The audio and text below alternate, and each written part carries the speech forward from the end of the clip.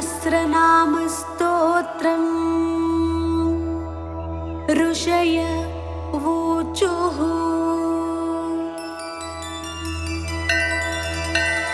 सर्वशास्त्रार्थतत्त्वज्ञ सर्वलोकोपकारका वयं चातिथयः प्राप्ता आतिथेयोऽसि सुव्रता। ज्ञानदानेन संसार सागरात् तारयस्व नः। कलौ कलुषचित्ताये नरः पापरताः सदा। केन स्तोत्रेण मुच्यन्ते सर्वपातकबन्धनात्। इष्टसिद्धिकरं पुण्यं दुःखदारिद्र्यनाशनं सर्वरोगहरं स्तोत्रं सूतनो वक्तुमर्हसि। श्रीसूत उवाच शृणुध्वं ऋषयः सर्वे नैमिषारण्यवासिनः। तत्त्वज्ञानतपोनिष्ठाः सर्वशास्त्र विशारदाः। स्वयंभुवा पुरा प्रोक्तं नारदाय महात्मने तदहं सम्प्रवक्ष्यामि श्रोतुं कौतूहलं यदि। ऋषय ऊचुः किमाह भगवान् ब्रह्मा नारदाय महात्मने सूतपुत्र महाभाग वक्तुमर्हसि साम्प्रतम्। श्रीसूत उवाच दिव्यसिंहासनासीनं सर्वदेवैरभिष्टुतं साष्टाङ्गं प्रणिपत्यैनं ब्रह्माण्डं भुवनेश्वरं। नारदः परिपप्रच्छ कृताञ्जलिरुपस्थितः। नारद उवाच लोकनाथ सुरश्रेष्ठ सर्वज्ञा करुणाकरा। षण्मुखस्य परं स्तोत्रं पावनं पापनाशनं। हे धातः पुत्रवात्सल्यात् तत्त्वदा प्रणताय मे उपदिश्यतु मामेवं रक्ष रक्ष कृपानिधे। ब्रह्मोवाच शृणु वक्ष्यामि देवर्षे स्तवराजमिदं परं। मातृकामालिकायुक्तं ज्ञानमोक्ष सुखप्रदं। सहस्राणि च नामानि षण्मुखस्य महात्मनः। यानि नामानि दिव्यानि दुःखरोगहराणि च तानि नामानि वक्ष्यामि कृपया त्वयि नारद। जपमात्रेण सिद्ध्यन्ति मनसा चिन्तितान्यपि। इहामुत्र परं भोगं लभते नात्र संशयः। इदं स्तोत्रं परं पुण्यं कोटियज्ञफलप्रदं। सन्देहो नात्र कर्तव्यः शृणु मे निश्चितं वचः। ॐ अस्य श्री सुब्रह्मण्य सहस्रनाम स्तोत्र महामन्त्रस्य ब्रह्मा ऋषिः अनुष्टुप् छन्दः। सुब्रह्मण्यो देवता सरजन्माक्षय इति बीजम्। शक्तिधरोक्षय कार्तिकेय इति शक्तिः। क्रौञ्चधर इति कीलकम्। शिखिवाहन इति कवचम्। षण्मुखाय इति ध्यानम्। श्री सुब्रह्मण्य प्रसाद सिद्ध्यर्थे जपे विनियोगः। ध्यानम् ध्यायेत् षण्मुखमिन्दुकोटिसदृशं रत्नप्रभाशोभितं। बालार्कद्युतिषट्किरीटविलसत्केयूरहारान्वितम्। कर्णालम्बितकुण्डलप्रविलसद्गण्डस्थलाशोभितं काञ्चीकङ्कणकिङ्किणीरवयुतं शृङ्गारसारोदयम् ध्याये दीप्सितसिद्धिदं शिवसुतं श्रीद्वादशाक्षं गुहम् खेटं कुक्कुटमङ्कुशं च वरदं पासं धनुश्चक्रकम् वज्रं शक्तिमसिं च शूलमभयं दोर्भिधृतं षण्मुखम् देवं चित्रमयूरवाहनगतं चित्राम्बरालङ्कृतम् स्तोत्रम् अचिन्त्यशक्तिरनघा स्वक्षोभ्यस्त्वपराजितः अनाथवत्सलो मोघ स्वशोकोऽप्यजरो भयः अत्युदारो ह्यघहरा स्वग्रगण्यो द्विजासुतः अनन्तमहिमापारो नन्तसौख्यप्रदो व्ययः अनन्तमोक्षदो नादि रप्रमेयोऽक्षरोच्युतः अकल्मषोऽभिरामोऽग्र धुर्यश्चामितविक्रमः अनाथनाथो ह्यमलो ह्यप्रमत्तोऽमरप्रभुः अरिन्दमोऽखिलाधार स्त्वनिमादिगुणोऽग्रणीः अचञ्चलोऽमरस्तुत्यो ह्यकलङ्कोऽमितासनः अग्निभूरनवद्याङ्गो यद्भूतोऽभीष्टदायकः अतीन्द्रियो प्रमेयात्मा यदृश्यो व्यक्तलक्षणः आपद्विनाशकस्त्वार्य आढ्य आगमसंस्तुतः आर्तसंरक्षणस्त्वाद्य आनन्दस्त्वार्यसेवितः आश्रितेष्टार्थवरदा आनन्द्यार्थफलप्रदः आश्चर्यरूप आनन्द आपन्नार्तिविनाशनः इभवक्त्रानुजस्त्विष्ट इभासुरहरात्मजः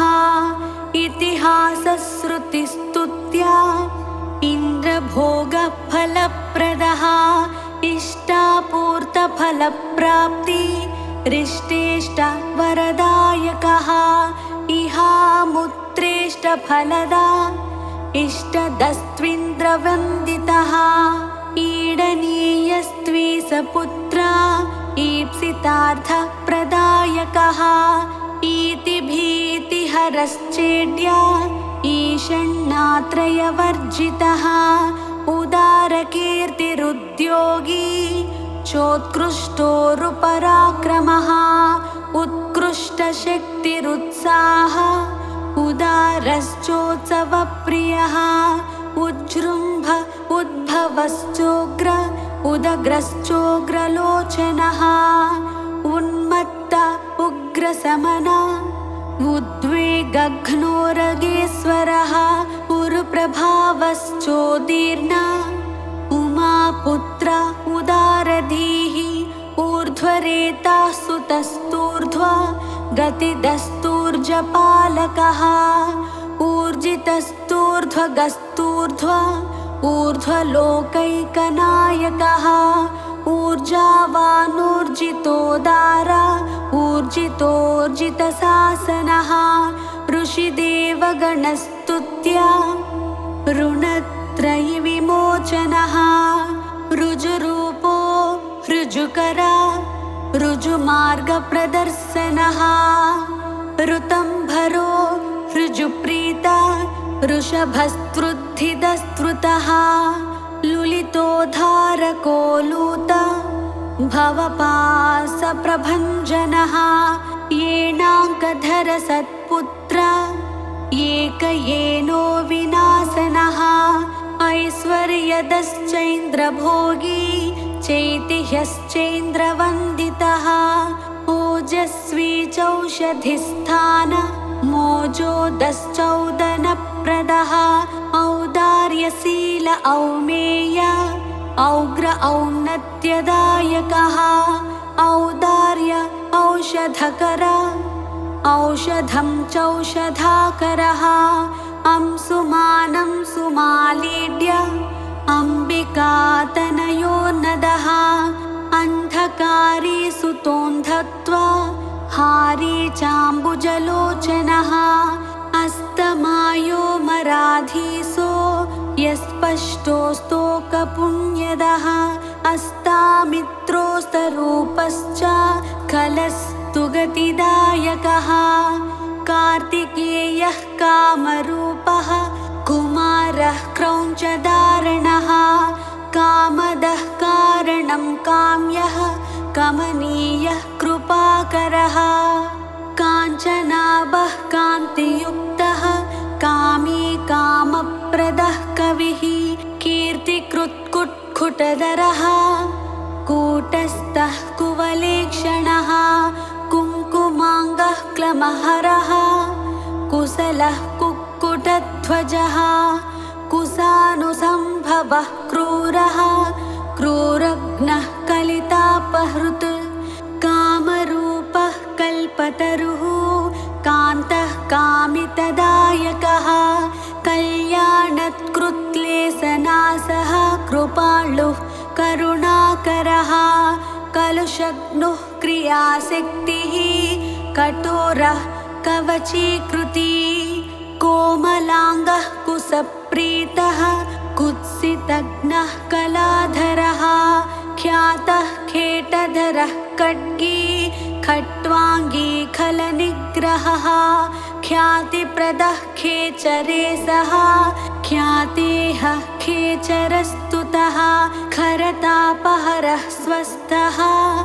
खेचरः खेचराश्रयः खण्डेन्दुमौलितनयः खेलः खेचरपालकः खस्थलः खण्डितार्कश्च खेचरी जनपूजितः गाङ्गेयो गिरिजापुत्रो गणनाथानुजो गुहः गोप्ता गीर्वाणसंसेव्यो गुणातीतो गुहाश्रयः गतिप्रदो गुणनिधिः गम्भीरो गिरिजात्मजः गूढरूपो गदहरो गुणाधीशो गुणाग्रणीः गोधरो गहनो गुप्तो गर्वघ्नो गुणवर्धनः गुह्यो गुणज्ञो गीतज्ञो गतातङ्को गुणाश्रयः गद्यपद्य प्रियो गण्यो गोस्तुतो गगनेचरः गणनीयचरित्रश्च गतक्लेशो गुणार्णवः घूर्णिताक्षो घृणिनिधिः घनगम्भीरघोषणः घण्टानादप्रियो घोषो घोरघौघविनाशनः घनानन्दो घर्महन्ता घृणावान् घृष्टिपातकः घृणीघृणाकरो घोरो घोरदैत्यप्रहारकः घटितैश्वर्यसन्दोः घनार्धो घनसङ्क्रमः चित्रकृच्चित्रवर्णश्च चञ्चलश्च फलद्युतिः चिन्मयश्चित्स्वरूपश्च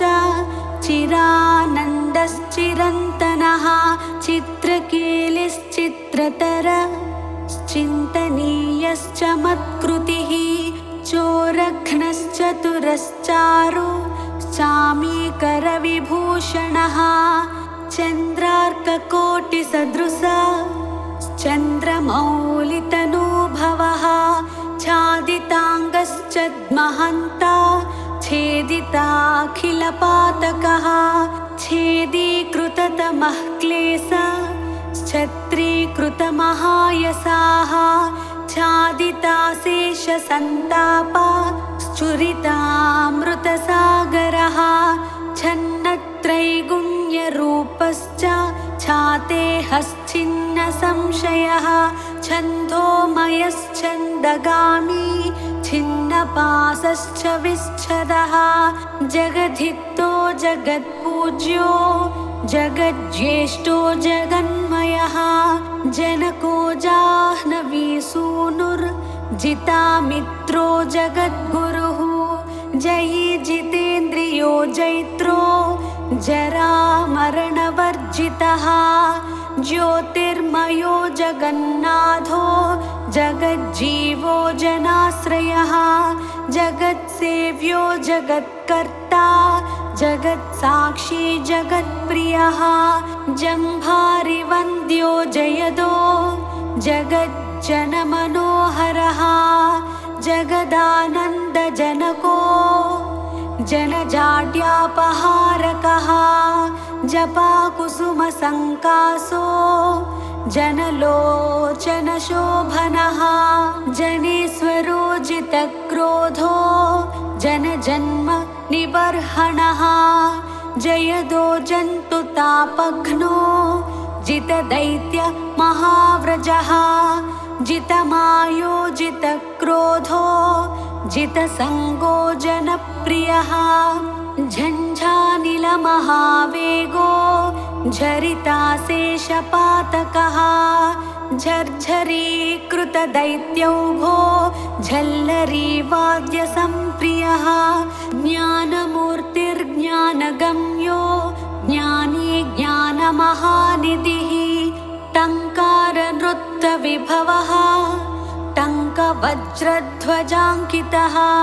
टङ्किताखिललोकश्च टङ्कितैनस्तमोरविः डम्बरप्रभवो डम्भो डम्बो डमरुकप्रियः डमरोत्कटसन्नादो डिम्भरूपस्वरूपकः दक्खानादप्रीतिकरो ढालितासुरसङ्कुलः ढौकितामरसन्दोः ढुण्डिविघ्नेश्वरानुजः तत्त्वज्ञस्तत्त्वगस्तीव्रस्तपोरूपस्तपोमयः त्रयीमयि स्त्रिकालज्ञ स्त्रिमूर्ति स्त्रिगुणात्मकः त्रिदशेषस्तारकारी स्थापघ्नस्तापसप्रियः तुष्टिदस्तुष्टिकृत्तीक्ष्ण स्तपोरूपस्त्रिकालवित् स्तोतास्तव्यस्तवप्रीतः स्तुतिस्तोत्रं स्तुतिप्रियः स्थितस्थायी स्थापकश्च स्थूलः सूक्ष्मप्रदर्शकः स्थविष्टः स्थविरः स्थूलः स्थानदस्थैर्यदः स्थिरः दान्तोदयापरो दाता दुरितघ्नो दुरासदः दर्शनीयो दयासारो देवदेवो दयानिधिः दुरादर्शो दुर्विगाह्यो दक्षो दर्पणशोभितः दुर्धरो दानशीलश्च द्वादशाक्षो द्विषड्भुजः द्विषट्कर्णो द्विषड्बाहुर्दीनसन्तापनाशनः दन्तसूकेश्वरो देवो दिव्यो दिव्याकृतिर्दमः दीर्घवृत्तो दीर्घबाहुर्दीर्घदृष्टिर्दिवस्पतिः दण्डो दमयिता दर्पो देवसिंहो दृढव्रतः दुर्लभो दुर्गमो दीप्तो दुष्प्रेक्ष्यो दिव्यमण्डनः दुरोदरघ्नो दुःखघ्नो दुरारिघ्नो दिशाम्पतिः दुर्जयो देवसेनेशो दुर्ज्ञेयो दुरतिक्रमः दम्भो दृप्तश्च देवर्षि दैवज्ञो दैवचिन्तकः धुरन्धरो धर्मपरो धनदो धृतिवर्धनः धर्मेशो धर्मशास्त्रज्ञो धन्वी धर्मपरायणः धनाध्यक्षो धनपतिर्धृतिमान् धूतकल्बिषः धर्महेतुर्धर्मसूरो धर्मकृद्धर्मविद्ध्रुवः धाता धीमान् ब्रह्मचारी धन्यो धुर्यो धृतव्रतः नित्योत्सवो नित्यतृप्तो निर्लेपो निश्चलात्मकः निरवध्यो निराधारो निष्कलङ्को निरञ्जनः निर्ममो निरहङ्कारो निर्मोहो निरुपद्रवः नित्यानन्दो निरातङ्को निष्प्रपञ्चो निरामयः निरवध्यो निरीहश्च निर्दर्शो निर्मलात्मकः नित्यानन्दो निर्जरेशो निःसङ्गो निगमस्तुतः निष्कण्टको निरालम्बो निष्प्रत्यूहो निरुद्भवः नित्यो नियतकल्याणो निर्विकल्पो निराश्रयः नेता निधिर्नैकरूपो निराकारो नदीसुतः पुलिन्दकन्यारमणः पुरुजित्परमप्रियः प्रत्यक्षमूर्तिः प्रत्यक्षः परेशः पूर्णपुण्यदः पुण्याकारः पुण्यरूपः पुण्यः पुण्यपरायणः पुण्योदयः परं ज्योतिः पुण्यकृत्पुण्यवर्धनः परानन्दः परतरः पुण्यकीर्तिः पुरातनः प्रसन्नरूपः प्राणेशः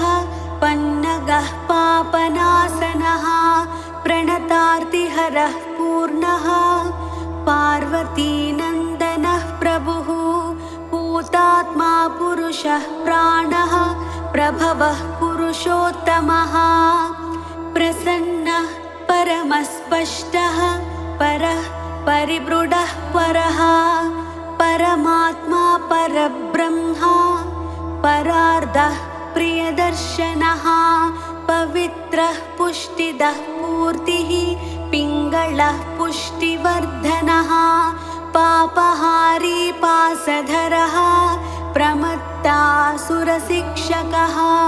पावनः पावकः पूज्यः पूर्णानन्दः परात्परः पुष्कलः प्रवरः पूर्वः पितृभक्तः पुरोगमः प्राणदः प्राणिजनकः प्रदिष्टः पावकोद्भवः परब्रह्मस्वरूपश्च परमैश्वर्यकारणम् परर्दिदः पुष्टिकरः प्रकाशात्मा प्रतापवान्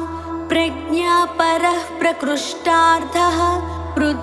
पृथुपराक्रमः फणीश्वरः फणिवरः फणामणिविभूषणः फलदः फलहस्तश्च फुल्लाम्बुजविलोचनः फडुच्छाटितपापौघः फणिलोकविभूषणः बाहुलेयो बृहद्रूपो बलिष्ठो बलवान् बली ब्रह्मेश विष्णुरूपश्च बुद्धो बुद्धिमतांवरः बालरूपो ब्रह्मगर्भो ब्रह्मचारी बुधप्रियः बहुश्रुतो बहुमतो ब्रह्मण्यो ब्राह्मणप्रियः बलप्रमथनो ब्रह्मा बहुरूपो बहुप्रदः बृहद्भानुतनूद्भूतो बृहत्सेनो बिलेशयः बहुबाहुर्बलश्रीमान् बहुदैत्यविनाशकः बिलद्वारान्तरालस्थो बृहच्छक्ति धनुर्धरः बालार्कद्युतिमान् बालो बृहद्वक्षा बृहद्धनुः भव्यो भोगीश्वरो भाव्यो भवनाशो भवप्रियः भक्तिगम्यो भयहरो भावज्ञो भक्तसुप्रियः भुक्तिमुक्तिप्रदो भोगी भगवान् भाग्यवर्धनः भ्राजिष्णुर्भावनो भर्ता भीमो भीमपराक्रमः भूति मूर्तिकृद्भोक्ता भूतात्मा भुवनेश्वरः भावको भीकरो भीष्मो भावकेष्टो भवोद्भवः भवतापप्रशमनो भोगवान् भूतभावनः भोज्यप्रदो भ्रान्तिनाशो भानुमान् भुवनाश्रयः भूरिभोगप्रदो भद्रो भजनीयोऽभिषग्वरः महासेनो महोदारो महाशक्तिर्महाद्युतिः महाबुद्धिर्महावीर्यो महोत्साहो महाबलः महाभोगी महामायी मेधावी मेखली महान् मुनिस्तुतो महामान्यो महानन्दो महायशाः महोर्जितो माननिधिर् मनोरथफलप्रदः महोदयो महापुण्यो महाबलपराक्रमः मानदो मतिदो माली मुक्तामाला विभूषणः मनोहरो महामुख्यो महर्धिर्मूर्तिमान् मुनिः महोत्तमो महोपायो मोक्षदो मङ्गलप्रदः मुदाकरो मुक्तिदाता महाभोगो महोरगः यशस्करो योगयोनिर् योगिष्ठो यमिनाम्बरः यशस्वी योगपुरुषो योग्यो योगनिधिर्यमी यतिसेव्यो योगयुक्तो योगविद्योगसिद्धिदः यन्त्रो यन्त्री च यन्त्रज्ञो यन्त्रवान् यन्त्रवाहकः यातनारहितो योगी योगी सो योगिनाम्बरः रमणीयो रम्यरूपो रसज्ञो रसभावनः रञ्जनो रञ्जितो रागी रुचिरो रुद्रसम्भवः रणप्रियो रणोदारो रागद्वेषविनाशनः रत्नार्चिरुचिरो रम्यो रूपलावण्यविग्रहः रत्नाङ्गदधरो रत्नभूषणो रमणीयकः रुचिकृद्रो च मानश्च रञ्जितो रोगनाशनः राजीवाक्षो राजराजो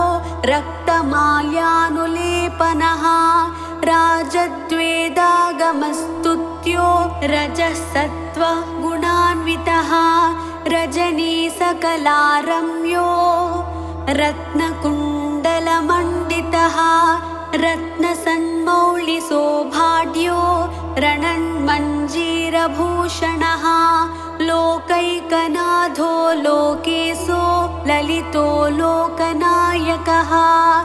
लोकरक्षो लोकशिक्षो लोकलोचनरञ्जितः लोकबन्धुर्लोकधाता लोकत्रयमहाहितः लोकचूडामणिर्लोक वन्द्यो लावण्यविग्रहः लोकाध्यक्षस्तु लीलावान् लोकोत्तरगुणान्वितः वरिष्ठो वरदो वैद्यो विशिष्टो विक्रमो विभुः विबुधाग्रचरो वस्यो विकल्प परिवर्जितः विपासो विगतातङ्को विचित्राङ्गो विरोचनः विद्याधरो विशुद्धात्मा वेदाङ्गो विबुधप्रियः वचस्करो व्यापकश्च विज्ञानी विनयान्वितः विद्वत्तमो विरोधिघ्नो वीरो विगतरागवान् वीतभावो विनीतात्मा वेदगर्भो वसुप्रदः विश्वदीप्तिर्विशालाक्षो विजितात्मा विभावनः वेदवेद्यो विधेयात्मा वीतदोषश्च वेदवित् विश्वकर्मा वीतभयो वागीशो वासवार्चितः वीरध्वंसो विश्वमूर्तिर्विश्वरूपो वरासनः विशाखो विमलो वाग्मी विद्वान् वेदधरो वटुः वीरचूडामणिर्वीरो विद्येशो विबुधाश्रयः विजयी विनयी वेत्ता वरीयान् विरजावसुः वीरघ्नो विज्वरो वेद्यो वेगवान् वीर्यवान् वसी वरशीलो वरगुणो विशोको वज्रधारकः सरजन्मा शक्तिधरः शत्रुघ्नुः शिखिवाहनः श्रीमान् शिष्टिः शुचिः शुद्धः शाश्वतः श्रुतिसागरः शरण्यः शुभदः शर्मा शिष्टेष्टः शुभलक्षणः शान्तः शूलधरः श्रेष्ठः शुद्धात्मा शङ्करः शिवः सितिकण्ठात्मजः सूरः शान्तिदः शोकनाशनः षण्मातुरः षण्मुखश्च षड्गुणैश्वर्यसंयुतः षट्चक्रस्थः षडूर्मिघ्नुः षडङ्ग श्रुतिपारगः षड्भावरहितः षट्कः षट्शास्त्रस्मृतिपारगः षड्वर्गदाता षड्ग्रीवः षडरिघ्नः षडाश्रयः षट्किरीटधरः श्रीमान् षडाधारश्च षट्क्रमः षट्कोणमध्यनिलयः षण्डत्वपरिहारकः सेनानी सुभगः स्कन्दः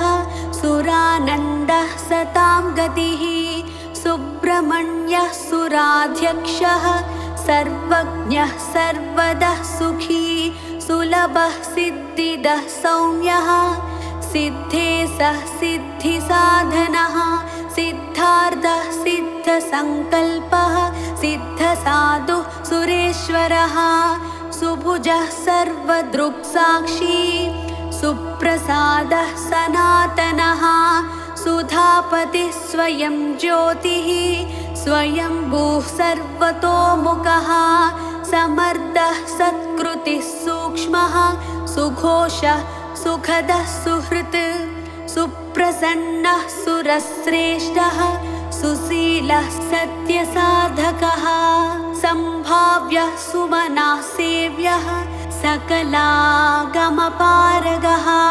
सुव्यक्तः सच्चिदानन्दः सुवीरः सुजनाश्रयः सर्वलक्षणसम्पन्नः सत्यधर्मपरायणः सर्वदेवमयः सत्यः सदा मृष्टान्नदायकः सुधापी सुमतिः सत्यः सर्वविघ्नविनाशनः सर्वदुःखप्रशमनः सुकुमारः सुलोचनः सुग्रीवः सुधृतिः सारः सुराराध्यः सुविक्रमः सुरारिघ्नः स्वर्णवर्णः सर्पराजः सदा शुचिः सप्तार्चिर्भूः सुरवरः सर्वायुधविशारदः हस्तिचर्माम्बरसुतो हस्तिवाहनसेवितः हस्तचित्रायुधधरो हृताघो हसिताननः हेमभूषो हरिद्वर्णो हृष्टिदो हृष्टिवर्धनः हेमाद्रिभिद्धं स्वरूपो हुङ्कार हतकल्बिषः हिमाद्रिजाता तनुजो हरिकेशो हिरण्मयः हृद्यो हृष्टो हरिसखो हंसो हंसगतिर्हविः हिरण्यवर्णो हितकृद्धर्षदो हेमभूषणः हरप्रियो हितकरो हतपापो हरोद्भवः क्षेमदः क्षेमकृत् क्षेम्यः क्षेत्रज्ञः क्षामवर्जितः क्षेत्रपालः क्षमाधारः क्षेमक्षेत्रः क्षमाकरः क्षुद्रघ्नः क्षान्तिदः क्षेमः क्षितिभूषः क्षमाश्रयः क्षालितागः क्षितिधरः क्षीणसंरक्षणक्षमः क्षणभङ्गुरसन्नद्धा घनशोभिकपर्दकः क्षितिभृन्नाथतनया मुखपङ्कजभास्करः क्षताहितः क्षरः क्षन्ता क्षतदोषः क्षमानिधिः क्षपिताखिलसन्तापः क्षपानाथः समाननः इति नाम्नां सहस्राणि षण्मुखस्य च नारदा यः पठेत् शृणुयाद्वापि भक्तियुक्तेन चेतसा स सद्यो मुच्यते पापैर्मनोवाक्काय सम्भवः आयुर्वृद्धिकरं पुंसां स्थैर्यवीर्यविवर्धनम् वाक्येनैकेन वक्ष्यामि वाञ्छितार्थं प्रयच्छति तस्मात् सर्वात्मना ब्रह्मन् नियमेन जपेत् सुधीः इति स्कन्दपुराणे ईश्वरप्रोक्ते ब्रह्मनारदसंवादे श्रीसुब्रह्मण्यसहस्रनामस्तुते